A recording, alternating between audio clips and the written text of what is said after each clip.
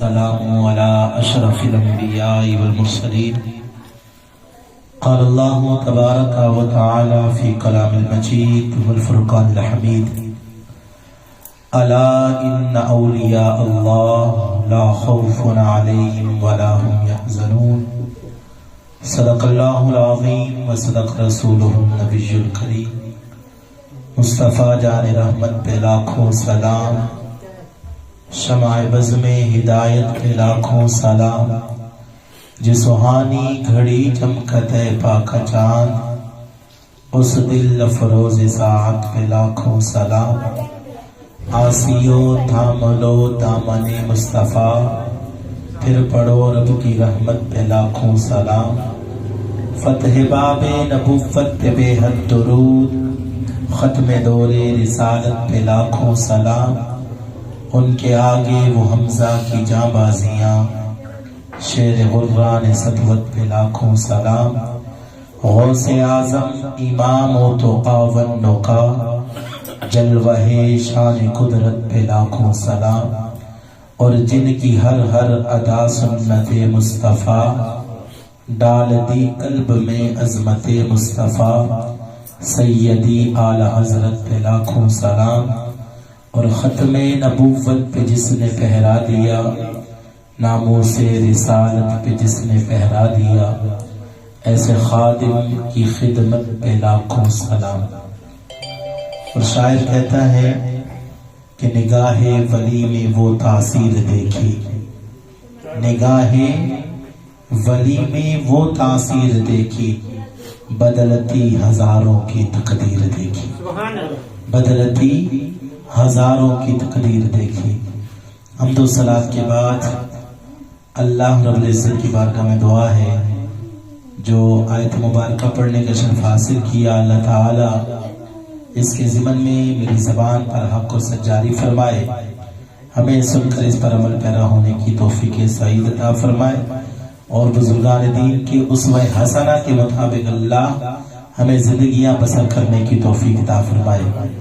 ہمارے برادر محترم حضرت علامہ مولانا قاری محمد ایوب رضا قادری صاحب نے حکم فرمایا، فقیر حاضر ہو گئے. اللہ تعالی حضرت کو درازی عمر بالخیر عطا فرمائے. انہی کے ساتھ ہمارے قاری کامران صاحب، اللہ تعالی انہیں بھی صحت والی درازی عمر بالخیر عطا فرمائے. ہمارے قاری احسن رضوی صاحب اور جتنے معززین موجود ہیں، بالخصوص ہمارے جاوید بھائی، اللہ تعالی انہیں دارین کی برکتیں سعادتیں عطا فرمائے. اور خواجہ معین الدین چشتی اجمیری سنجری رحمۃ اللہ تعالی علیہ کا خصوصی فیضان اللہ تعالی ہم سب کو عطا فرمائے. سامعین محترم، اللہ تعالی نے ارشاد فرمایا: الا ان اولیاء اللہ، جو اولیاء اللہ ہوتے ہیں، جو اللہ والے ہوتے ہیں، فرمایا لا خوف علیہم ولا هم یحزنون، انہیں کوئی خوف کوئی غم نہیں ہوتا. جو اولیاء اللہ ہیں انہیں کوئی خوف نہیں ہے، کوئی غم نہیں ہے، کیونکہ وہ اپنی جو زندگی ہوتی ہے اللہ کی رضا کی خاطر، اس کے پیارے محبوب صلی اللہ علیہ وسلم کی شریعت مطہرہ کے مطابق بسر کرتے ہیں. اور جب انسان اپنے رب کو راضی کرے اور رب اس سے راضی ہو جائے، اللہ اسے مقام ولایت عطا فرما دیتا ہے. اور جب اللہ کسی کو ولایت عطا فرما دے، حدیث قدسی کے اندر آتا ہے، میرے مصطفیٰ کریم علیہ السلام نے ارشاد فرمایا، اللہ فرماتا ہے جب میں کسی بندے سے راضی ہو جاؤں، جب میں اپنے کسی بندے کو درجہ ولایت عطا فرما دوں، جب میں کسی بندے کو اپنا دوست بنا لوں، اللہ تعالیٰ فرماتا ہے میں اس بندے کو یہ مقام عطا فرماتا ہوں، زبان اس کی ہوتی ہے، مرضی مجھ خدا کی ہوتی ہے. اللہ تعالیٰ فرماتا ہے پاؤں اس کے ہوتے ہیں، فرمایا میں اس کے پاؤں بن جاتا ہوں جس سے وہ چلتا ہے. فرمایا جو میرا بندہ بن جائے میں اس کی زبان بن جاتا ہوں جس سے وہ بولتا ہے، میں اس کے ہاتھ بن جاتا ہوں جس سے وہ پکڑتا ہے. لوگوں تم اللہ کے برگزیدہ بندے بن جاؤ، اگر وہ نہیں بن سکتے ان اللہ والوں سے محبت کرنے والے بن کے برگزیدہ بندے ہیں جن سے رب پیار کرتا ہے، جن سے رب کا محبوب محبت کرتا ہے، تم ان سے محبت کرنے والے بن جاؤ، تمہاری بھی بخشش ہو جائے۔ سامعین محترم، آپ کو پتا ہے ولی کو اللہ تعالی نے انبیاء کا مقام جداگانہ ہے، اور حضور کی تو شان وراء الورا ہے۔ جہاں انسان کی عقل ختم ہوتی ہے وہاں سے آگے میرے مصطفیٰ کی شان کا آغاز ہوتا ہے۔ حضرت اماں ہاجرہ رضی اللہ تعالی عنہا یہ اللہ کی ولیہ ہے۔ کون ہے؟ ایک نبی کی والدہ ہے حضرت اسماعیل علیہ السلام، دوسرے نبی کی زوجہ ہے حضرت ابراہیم علیہ السلام، اور ہے اللہ کی ولیہ۔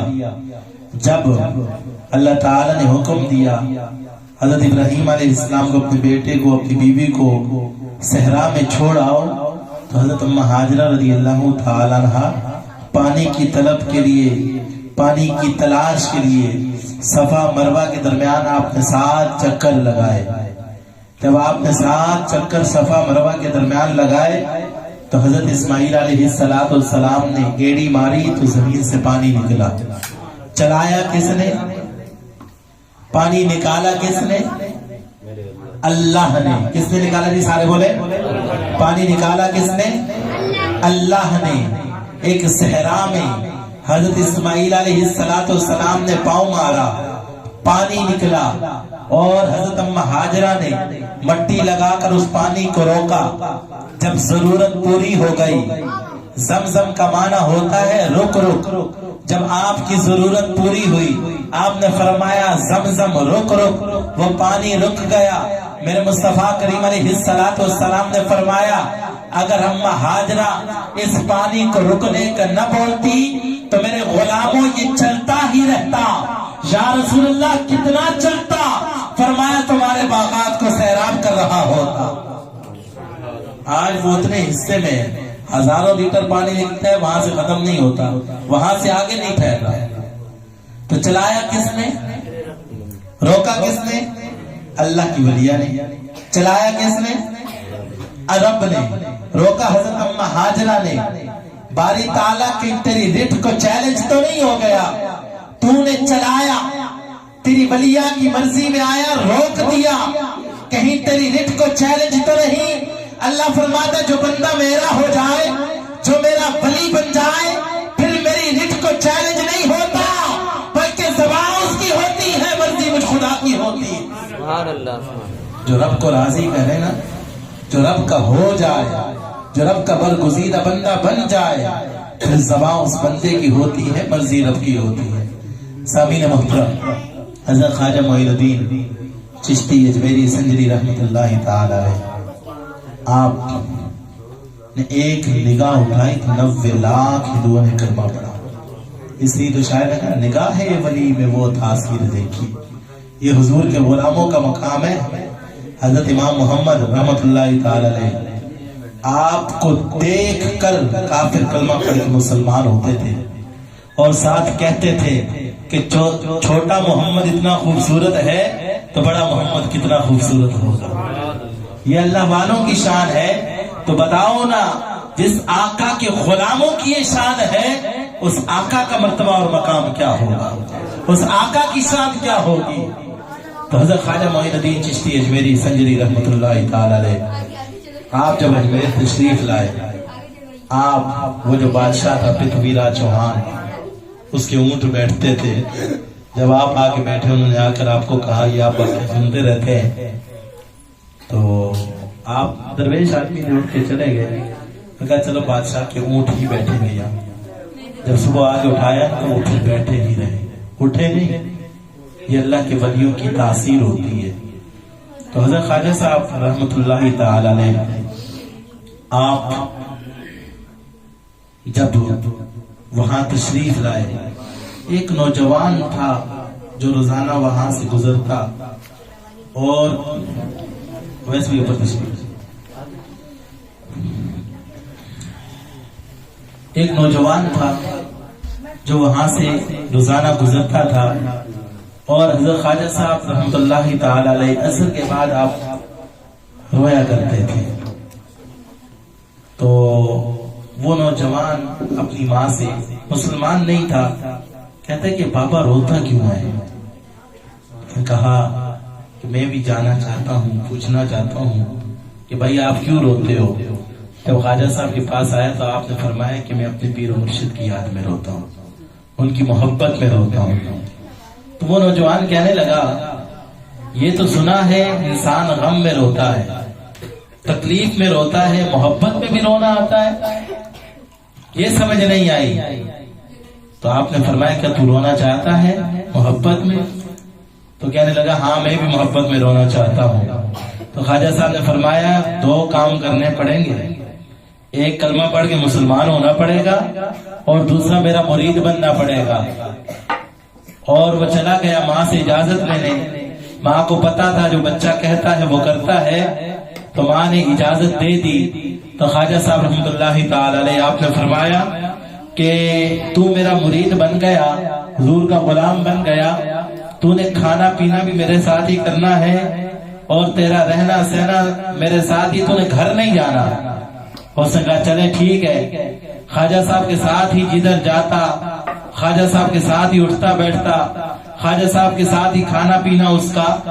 تو جب کافی دن گزر گئے تو خواجہ صاحب نے اس کو کہا اب تمہیں 3 دن کی چھٹی ہے، گھر چلے جاؤ۔ کیا فرمایا؟ 3 دن کی چھٹی ہے، گھر چلے جاؤ۔ جب چھٹی دی گھر جانے لگا، وہ خوشی خوشی چلا گیا۔ بھائی اتنا عرصہ ہو گیا خواجہ صاحب کے ساتھ ہوں، 3 دن کے لیے گھر جا رہا ہوں۔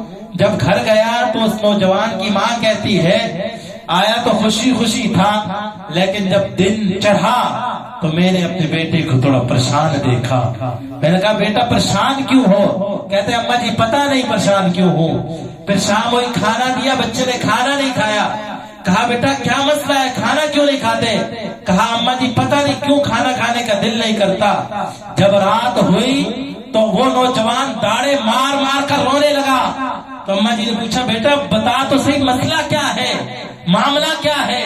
کہتے ہیں مجھے خواجہ صاحب کی یاد آ رہی ہے، خواجہ صاحب کی مجھے یاد آ رہی ہے، اور خواجہ صاحب نے 3 دن کی چھٹی دی ہے اور جا بھی نہیں سکتا، اور جا کر خواجہ صاحب سے کہے بس اب 3 دن کی جدائی تو دور کی بات، 1 دن کی جدائی بھی برداشت نہیں ہے۔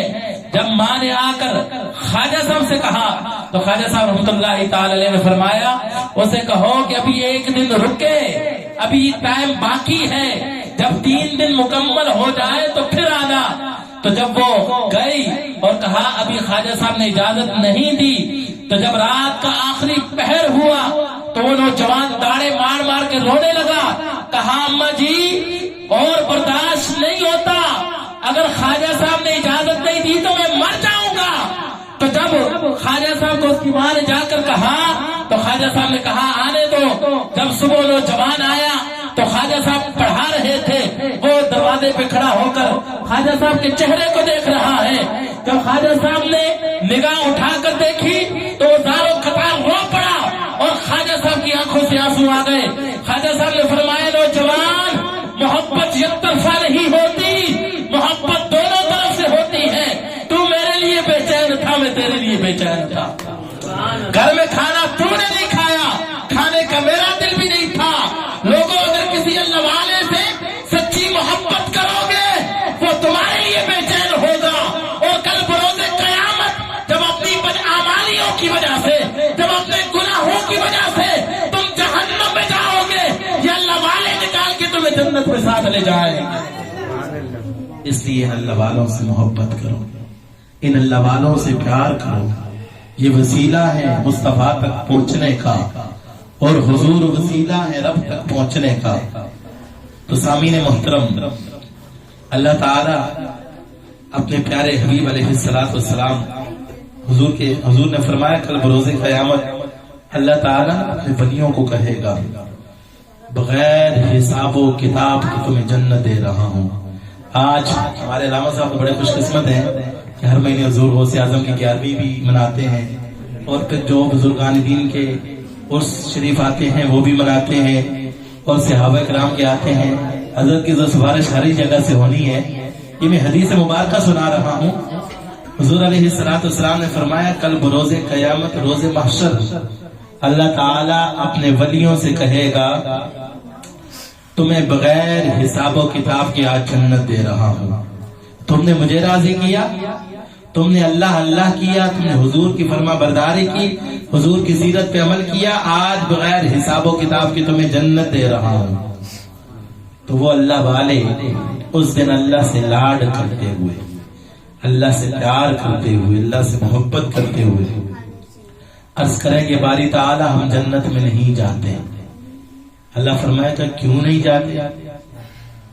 آج تو ہر بندہ جنت کا طالب ہے، آج تو ہر بندہ جنت میں جانا چاہتا ہے، آج تو سورج سوا نیزے پر ہے، زمین تانبے کی ہے، اور تم جنت میں نہیں جانا چاہتے۔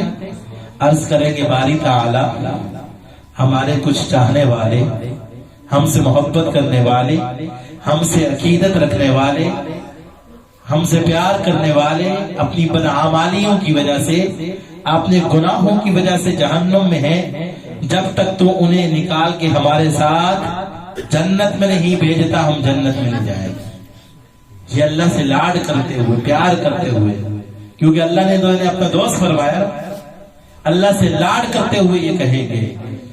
تو یہاں ایک بہت ہی خوبصورت جملہ کہ اگر آج کل ہم کوئی بچہ ہو چھوٹا، وہ چلا جائے شہر پڑھنے، 18-20 سال کے بعد آئے، تو پھر بزرگوں کو پہچان کروائی جاتی ہے، ان کو بتایا جاتا ہے یہ فلاں کا بیٹا ہے، فلاں کا پوتا ہے، کیونکہ چہرے بدل جاتے ہیں۔